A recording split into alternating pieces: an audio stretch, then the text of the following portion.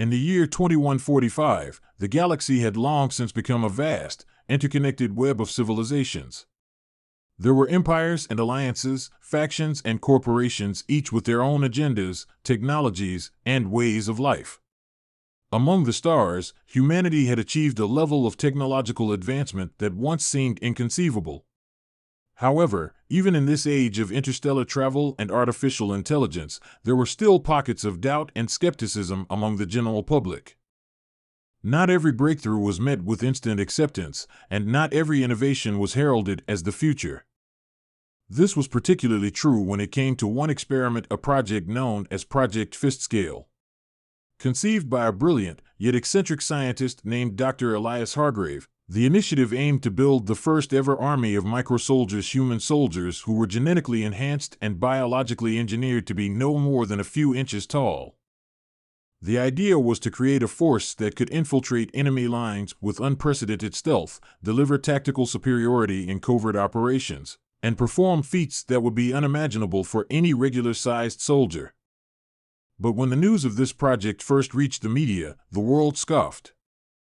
The news outlets exploded with disbelief. How could an army of tiny soldiers even be effective? It was a laughable idea. A human soldier, reduced to the size of an insect, seemed utterly absurd. The public couldn't stop making jokes. Comic strips, memes, and satirical news reports spread like wildfire. People wondered aloud how tiny soldiers would even be able to carry weapons, how they'd communicate with each other, or how they would ever survive the hostile conditions of any battlefield. Do they fight with toothpicks? One popular talk show host quipped. What, are we sending our soldiers into the enemy's lunchboxes? The military analysts, too, were skeptical. They wrote off the idea as a gimmick, calling it a science fiction fantasy and insisting that the complexities of human biology simply wouldn't allow for the development of miniature, functioning soldiers. They claimed that a human body, no matter how genetically altered, would not be able to function properly in such a diminutive form. But they were wrong. Far from the public eye, Dr. Hargrave's team worked relentlessly in a secret underground facility located on the barren moon of Ozonis 6. This isolated base, shrouded in secrecy, was where the magic, or rather, the science happened. The goal wasn't just to make humans small, it was to enhance them beyond anything nature had ever intended. By manipulating the genetic code of his subjects, Hargrave and his team created what they called neomorphs, humans whose physical size was drastically reduced, but whose cognitive abilities, strength, and adaptability were drastically increased. These tiny soldiers were more than just miniature humans. They were superior in nearly every way. Their strength-to-weight ratio was beyond anything achievable by standard humans, and their ability to survive extreme environments was second to none. They could survive on the surface of alien planets without suits, could travel through ventilation ducts, and could endure the most intense heat or cold without faltering. But there was one problem: the world had to see them perform before they could believe. Until then, the project would remain a source of mockery. Dr. Hargrave's moment of vindication came when the Unified Galactic Defense Forces, UGDF, found themselves facing a true crisis.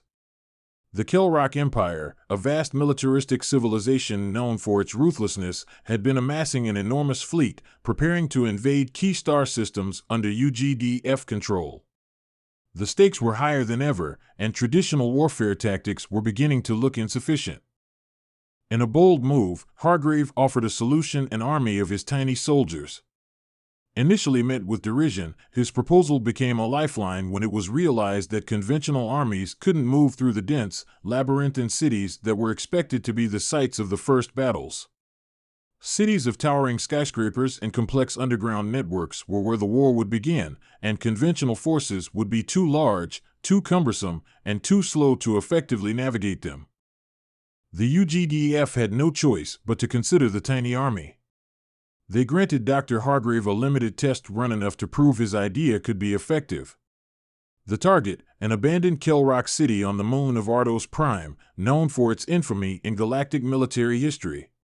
The Kelrock had fortified the city with traps, turrets, and surveillance systems. If Hargreaves' tiny soldiers could infiltrate and disable the city's defenses, they would prove their worth. As Hargreaves' soldiers clad in sleek, specially designed exoskeletons dropped onto the surface of Ardos Prime under the cover of night, the world watched in awe. The soldiers, standing just a few inches tall, navigated the desolate landscape with ease, using miniature drones and cloaking devices to avoid detection.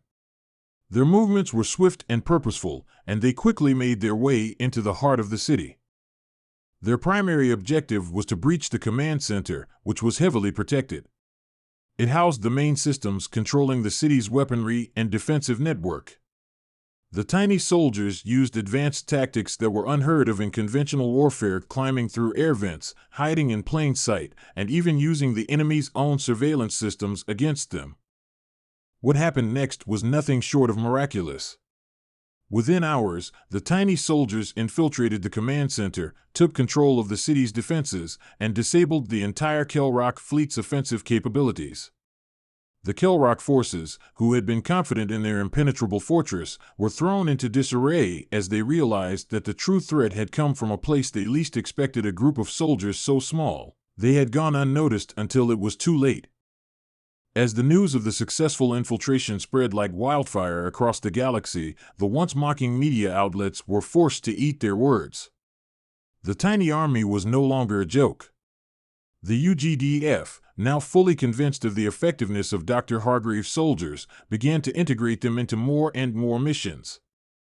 The tiny soldiers, who had once been the subject of ridicule, quickly became the most valuable asset in the war effort. Their ability to infiltrate enemy lines, sabotage critical infrastructure, and disrupt military operations from within made them indispensable. However, the true test of their value would come when the UGDF was faced with a new and more terrifying enemy, one that didn't rely on traditional warfare at all. The true danger the galaxy faced came not from brute force, but from a new threat known as the Viren. A race of bioengineered beings created for covert operations, the Viren were silent assassins able to phase in and out of dimensions, strike without warning, and leave no trace. They had been hunting and infiltrating the highest echelons of power across multiple star systems, causing widespread chaos. For the UGDF, the Viren were a nightmare. How do you fight an enemy who can appear anywhere and disappear just as quickly? How do you stop someone who can phase through walls and bypass every security measure? Dr. Hargrave, with his tiny army, knew that the answer lay in their ability to adapt to any environment, no matter how strange or dangerous. The tiny army soldiers, now more advanced than ever, were capable of using special quantum shields that allowed them to stay hidden from Viren detection. They could track the Viren through their dimensional signatures, something that was impossible for any conventional army. The battle for the galaxy would soon reach its peak, with the fate of countless worlds hanging in the balance. The tiny army, now fully integrated into the UGDF's elite forces, became the spearhead of humanity's resistance against the Viren threat. It would be a war fought not just with weapons, but with cunning, precision, and the bravery of soldiers who were smaller than the very enemies they faced. No one laughed anymore. The Viren were unlike any foe humanity had ever faced. They had no need for fleets or armies. Instead, they operated through stealth, subterfuge, and terror. Phasing in and out of existence, they could infiltrate any facility, disable any communication, and assassinate the most vital targets without a trace.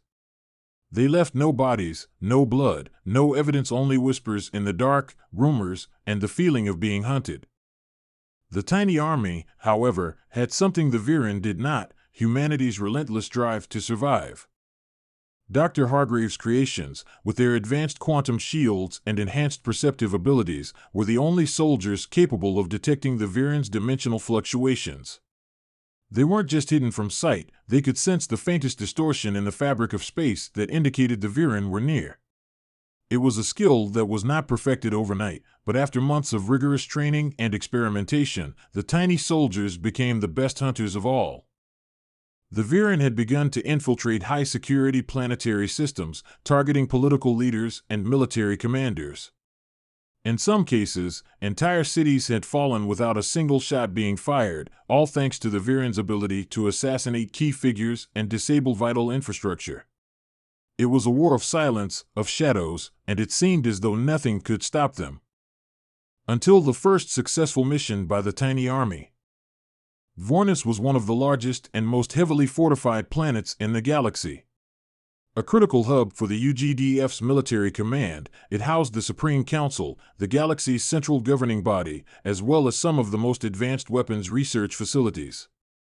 It was also a prime target for the Viren. A failed assassination attempt on General Miriam Vance, one of the UGDF's highest-ranking commanders, had shaken the galaxy to its core. Vance had survived, but just barely. It was clear that the Viren were becoming bolder, targeting the most powerful figures in the galaxy. The situation was deteriorating quickly. To prevent further catastrophe, Dr. Hargrave's tiny army was deployed to Vornis on a top-secret mission. Their goal, to infiltrate the Viren stronghold on the planet, an underground complex built deep within the Rocky Mountains of Vornis Prime. If they could identify the Viren's operations and neutralize their leaders, it could turn the tide in the war. As the tiny army descended onto the surface of Vornis, the gravity of their mission weighed heavily on them. They were no longer just a joke. They were humanity's last hope against an invisible, intangible enemy.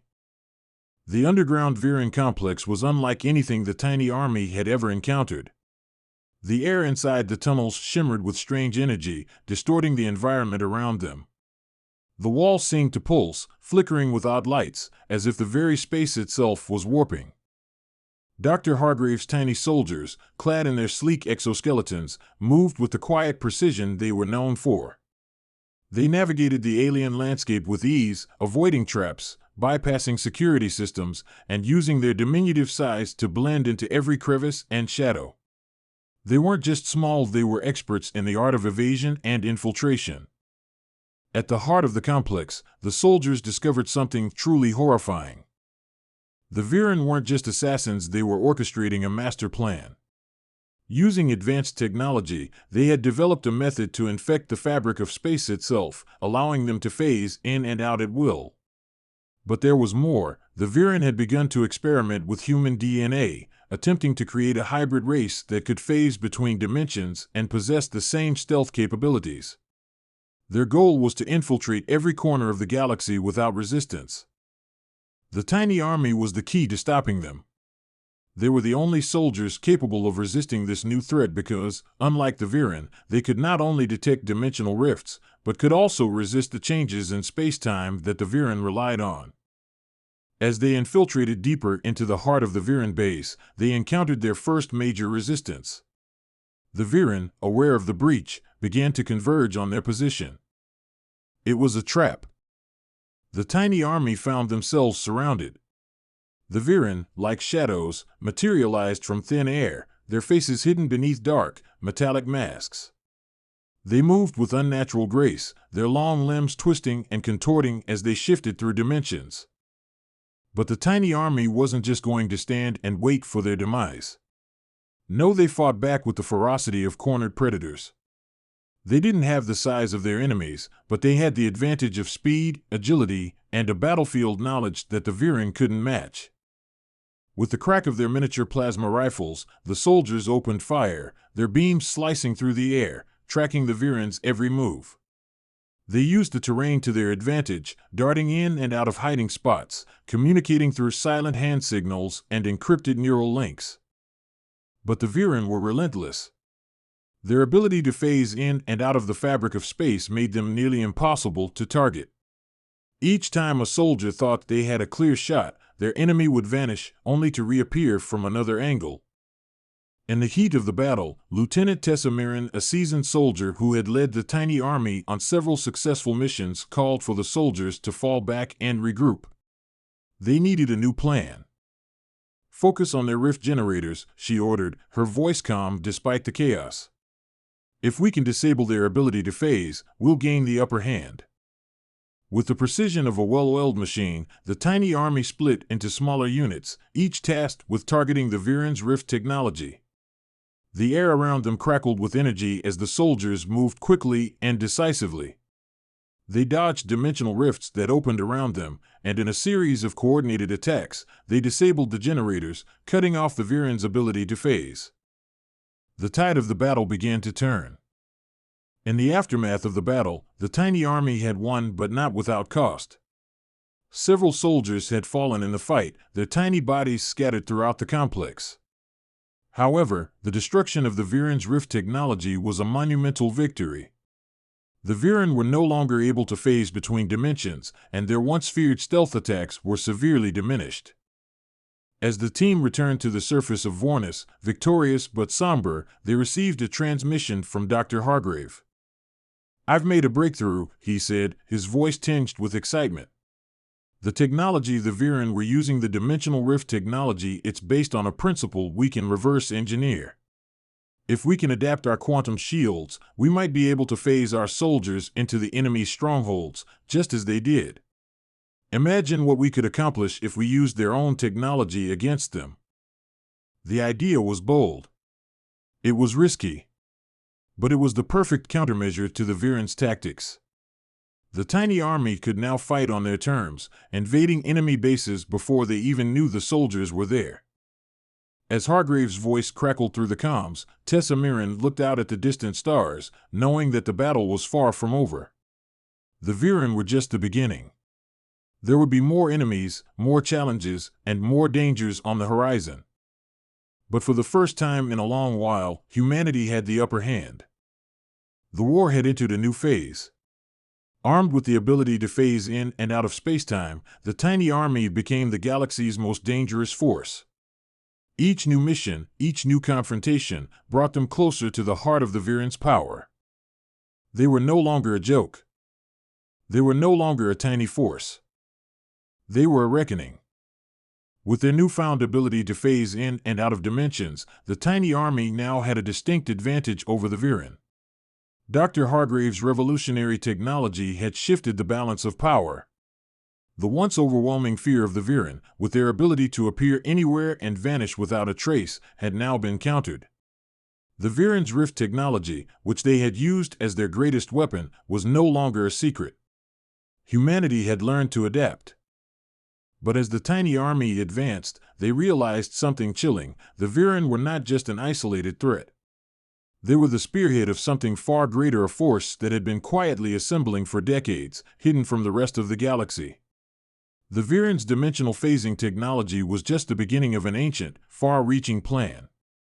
The next mission for the tiny army would take them to a world that had long been abandoned by the galactic community, a forgotten relic of a civilization that had disappeared eons ago, Xanthor, a dead planet located on the edge of known space. It was said to be a place of forbidden knowledge, home to ruins that were older than the oldest galactic empires. It was there that the Viren's true power had been born. The mission was clear. The tiny army was to infiltrate Xanthor and uncover the truth behind the Viren's origins. They needed to find the heart of their power and eliminate it before the Viren could launch their full-scale invasion of the galaxy. Xanthor was a desolate place, its surface covered in ancient, crumbling ruins. Towering obelisks of alien design reached toward the sky, their surfaces inscribed with symbols no living species could understand. The air was thick with a strange energy, and the ground was cracked, as though the planet itself had once been torn apart by some cosmic force. The tiny army landed on the planet's surface with the precision they had become known for, using their newly developed phase-shifting technology to slip undetected through the twisted ruins. As they advanced deeper into the planet's surface, they encountered strange energy fields that seemed to distort time itself. The farther they went, the more the laws of physics seemed to warp. The soldiers' shields buzzed with energy as they navigated this alien environment. Lieutenant Tessa Mirren, now fully recovered from the recent battles, led the way, her eyes scanning every movement, every sound. She was no longer just a soldier, she had become a leader, someone whose decisions could mean the difference between survival and annihilation. Her mind was sharp, focused on the task at hand, but there was a nagging feeling she couldn't shake, a sense that something was watching them, even in the deepest shadows of the ruins. "We're getting close," she whispered to her team as they approached an enormous pyramid-like structure. The energy readings from their scanners were off the charts. Whatever was inside, it was important. It was powerful. "Careful," Tessa warned, her voice steady. "We don't know what we're walking into." As they entered the pyramid, the air around them seemed to hum with a strange resonance. The walls were lined with crystalline structures, pulsating with an eerie glow. The soldiers, though used to danger, felt the hairs on the back of their necks rise as they moved deeper into the structure. At the center of the pyramid stood a massive, spherical object of black crystal, surrounded by arcane symbols and inscriptions. This was it. This was the heart of the Viren's power. It was not just technology. It was something far older, something that defied comprehension. As the soldiers approached the crystal, something happened that they didn't anticipate. The crystal began to pulse, and the air around them thickened with an unnatural presence. A low hum vibrated through the ground beneath their feet, and the walls of the pyramid seemed to come alive, shifting and twisting. The ground trembled, and suddenly, the soldiers were surrounded by a swirling vortex of energy. A voice, deep and resonant, echoed through their minds. "Intruders," it whispered, "you dare to trespass on the sacred ground of Xanthor? The harvest is near, and you will not stop it." Before they could react, the soldiers felt themselves being pulled toward the crystal. Their bodies seemed to disintegrate into nothingness, their atoms scattering into the very fabric of space itself. They had entered a new dimension, one that existed outside the bounds of time and space. The surroundings were nothing like the physical world they knew. This place was pure energy, a realm of shifting light and darkness. The soldiers struggled to maintain their form, their quantum shields flickering as they tried to adjust to this new reality. It was like nothing they had ever experienced. Then, from the swirling depths of the energy field, a figure emerged, a tall, shadowy figure with eyes that seemed to flicker between dimensions. The figure was not entirely physical, yet it exuded an overwhelming sense of presence. The figure spoke again, this time with a more commanding tone. "I am the first of the Viren. You are too late. You cannot stop what has already begun." The soldiers recognized the significance of the words. This first of the Viren was not just a leader. It was something far older, something connected to the very origins of the Viren race. The ancient knowledge stored within the crystal had transformed the Viren into the shadowy assassins that now plagued the galaxy. But this figure was more than a mere leader. It was the catalyst. The first of the Viren explained the history of its race. Long ago, the Viren were not born as assassins, but as a race of explorers seeking to unlock the mysteries of the universe. They had discovered the power of dimensional travel, something so dangerous and so vast that it had altered their very existence. The energy they harnessed had given them the ability to manipulate time and space, but at a terrible cost. Their bodies, warped by the energy they had tapped into, had become something other than human. They had become beings capable of phasing through dimensions, of shifting in and out of existence, but they had lost their original form. They were no longer just explorers, they were hunters, predators, and their sole purpose had become the harvest of knowledge and power from other civilizations. "You think you are the first to challenge us," the first of the Viren continued, "but we have been waiting. The crystal you see before you is a weapon. It is a gateway, a bridge between worlds. It will allow us to invade not just your galaxy, but all galaxies. This is the beginning of the end for your kind." The tiny army had heard enough. Tessa Mirren's eyes burned with resolve. The galaxy might be on the brink of extinction, but she wasn't going to let it happen. Not while she still had breath in her body. "We've come too far," she said, her voice resolute. "You won't succeed." As if in response to her defiance, the first of the Viren raised its hand, and a burst of dark energy shot toward her team. The battlefield was not one of physical combat, but of willpower, of survival in a dimension where the laws of physics held no meaning. The tiny army had one last chance to stop the Viren. The crystal was their only target, the heart of everything that had driven the Viren to their current state. They had to destroy it. Tessa activated the phase-shifting technology in her suit, and in an instant, she and her team were moving, slipping through the dimensional rifts that the Viren used. But this time, they were going to destroy the power behind the rifts. The battle that ensued within the crystal's heart was one that defied reason. The tiny army fought not just against the Viren, but against the very fabric of reality itself. Every move they made seemed to shift the rules of spacetime, and every attack they launched came with consequences they couldn't yet understand. In the end, it was a sacrifice, a final, desperate act that would decide the galaxy's fate. Tessa Miran, the leader who had carried the hopes of humanity on her tiny shoulders, made the ultimate decision. She activated the crystal's destruction protocol, knowing it would erase everything the Viren, their technology, and the power they had harnessed over dimensions. She did not return. The moment the crystal shattered, the very air around the tiny army flickered like a dying star. The immense surge of energy rippled through the fabric of space and time, sending shockwaves that destabilized the entire dimension.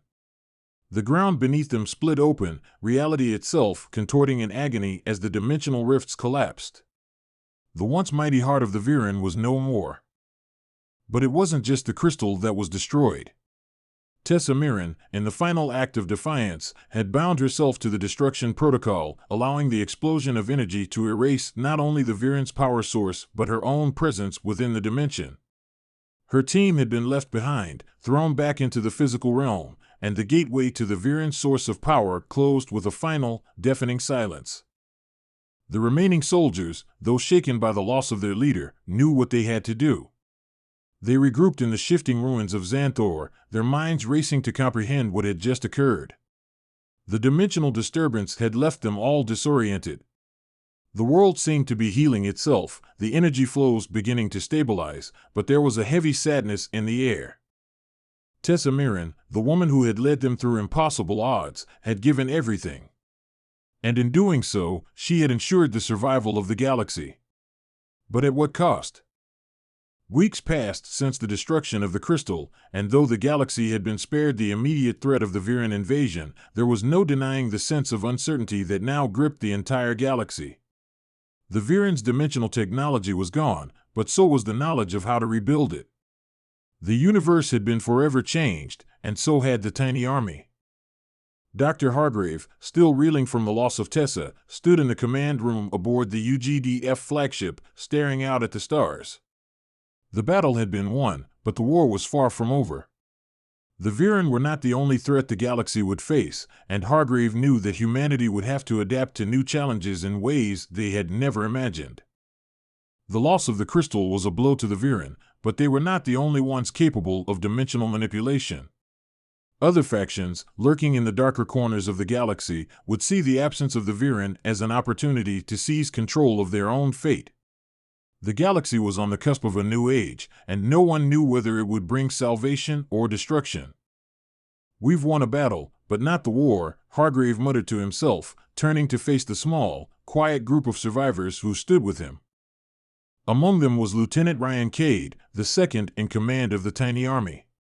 Cade had been a loyal soldier throughout the entire conflict, and though he, like the others, had mourned the loss of Tessa, he now understood the weight of her sacrifice. They had been prepared to fight the Viren, but not for the aftermath. "You're right," Cade said, his voice thick with determination. "The Viren are beaten for now.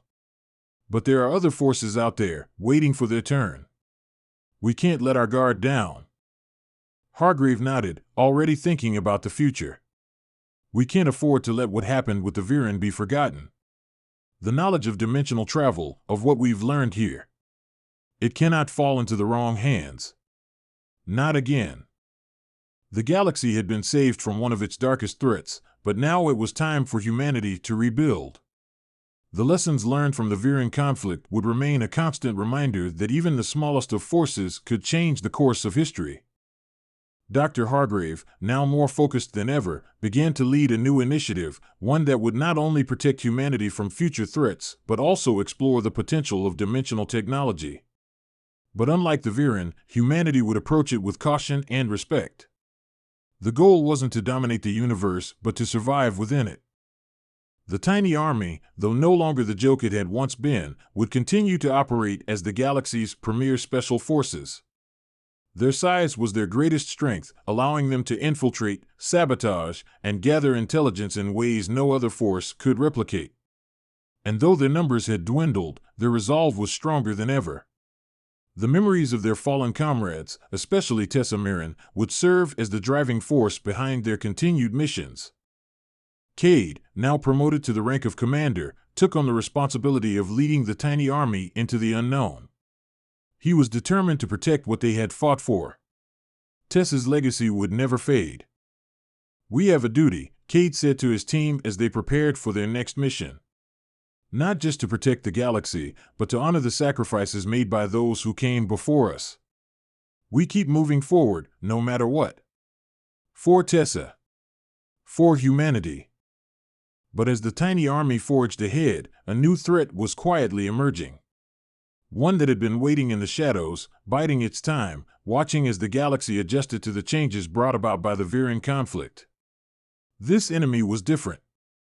Unlike the Viren, it didn't rely on dimensional technology or weapons of mass destruction.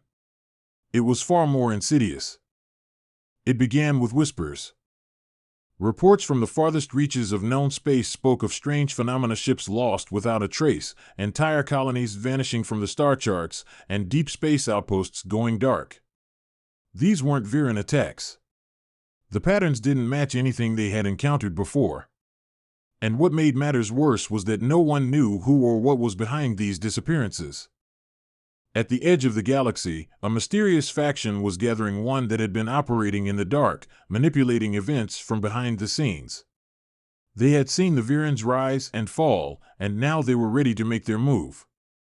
The tiny army, still fresh from their victory, was deployed to investigate these strange occurrences. They would have to confront an enemy whose true nature remained hidden, and it would be up to them to uncover the truth before it was too late. The next mission would take them into uncharted space, to a place where even the stars seemed to fade into nothingness. The fleet set course for the edge of known space, toward a place that had been ignored for centuries, a region where the laws of physics seemed to break down, where navigational sensors failed, and where entire fleets had mysteriously vanished. It was known as the Abyssal Zone, a region so remote that few dared to venture into it. As the tiny army prepared for what lay ahead, they had no idea that this new threat would be unlike anything they had ever encountered. This enemy was not bound by space or time. They had learned from the failures of the Viren and perfected their own methods of manipulation. The Abyssal Zone was only the beginning. And deep within the darkness, something ancient and terrible stirred. Final chapter, a legacy carved in shadows. The galaxy had known peace, brief, fragile, and earned at a great cost. The Viren had been defeated, their source of power destroyed by the selfless sacrifice of Lieutenant Tessa Mirren. The tiny army, once mocked as a tiny army, had proven itself the galaxy's fiercest force, small in size but vast in courage and determination. They had saved humanity, and they had honored the legacy of their fallen leader. But peace, as it often does, was fleeting. From the shadows, a new threat had begun to stir. No longer bound by the limits of dimensional technology or the weaknesses that had undone the Viren, this new enemy was one of patience, manipulation, and the darkest depths of space. Entire colonies disappeared. Starships vanished into nothingness, and no one knew who or what was behind it. But the tiny army knew one thing: the fight was far from over. Commander Ryan Cade stood at the helm of the UGDF flagship, his eyes fixed on the uncharted Abyssal Zone. The whispers had begun again, rumors of a force that would challenge the very fabric of the galaxy's survival. But Cade wasn't afraid. He had lost friends, he had seen the cost of war, but his resolve was unshakable. For Tessa. For humanity. They would never stop. With a final glance at the stars, he gave the order to move forward. Into the unknown.